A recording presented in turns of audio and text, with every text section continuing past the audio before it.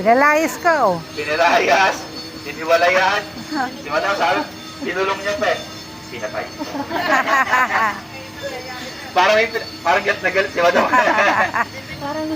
Pero nung natuklasan po niya sa Alberto Alonso na nagtataksil ng kanyang asawa, dahil po sa kanyang galit, nagawa niya itong ipatulpo.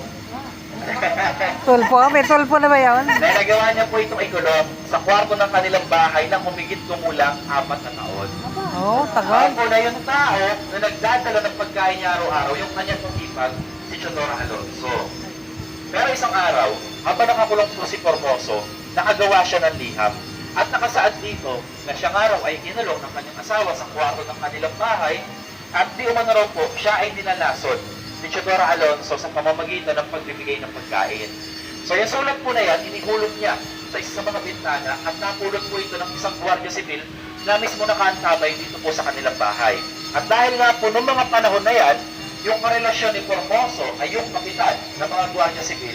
So nakarating po dito yung liham. Kaya ang ginawa po ng kapitan, ipinahuli niya yung magkapatid at ipinakulong. So noong mga panahon po na nakakulong na yung magkapatid, si Chodora Alonso at si Jose Alberto Alonso, nagkaroon po ng isang okasyon sa Binyag na dinaluhan ng Gobernador General ng Espanya. At dito po sa okasyon, may isang batang babae na magaling pong sumayaw. Kaya kinagiliwan po ito ng gobernador at di kalaunan tinanong niya po yung bata na kung anong gusto kapalit ng kanyang pagsasayaw. Pero lingid po sa kalaman ng Gobernador General na yung batang babae po pala, bunsong anak ni Chodora Alonso na si Soledad. Kaya yung hiniling po ng batang Soledad, kalayaan ng kanyang ina at tiyuhin.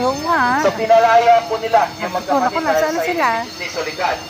Pero nung paglaya po nila Chodora Alonso, meron pong panibagong batas ang pamahalaang Espanya. Magandang umaga po. Diyan na po sila. Sorry po so meron pong panibagong batas yung pamahalaang Espanya na tinatawag pong Claveria 1849. So nakasaad po sa batas na lahat ng mga Pilipino na gumagamit ng apelyidong Espanyol, bibigyan ng sariling apelyidong Pilipino. At ibinigay nga po nilang apelyido sa pamilya nila Chodora Alonso, Realonda. Kung kaya nga po sa pangalan ni Dr. Rizal, alam niyo po ba yung full name ni Dr. Rizal? Ano ba naman? Yun ang bumubulong talaga. So, Jose Protasio Mercado Rizal y Alonso Realonda. Haba? Yung Realonda po nanggaling sa pamahalang Espanya.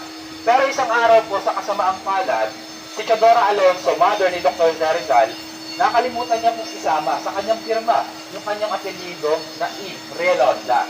At nung makita po ito ng pamahalang Espanya, so inakala po nila na hindi siya sumusunod sa panukalang batas. Kaya sa ikalawang pagkakataon po, huli na naman siyang ipinahuli. At binigyan po siya ng kaparusahan na maglakad na 50 kilometro mula Calamba hanggang Santa Cruz, Laguna nang nakahupad. Yung mga sapin sa paa. Sila man ang pala yung Storya naman yan. nagbibigla sila eh. Storya naman. So, sapin sa paa lang po. So, ng mga time po na yan, si Dr. Rizal,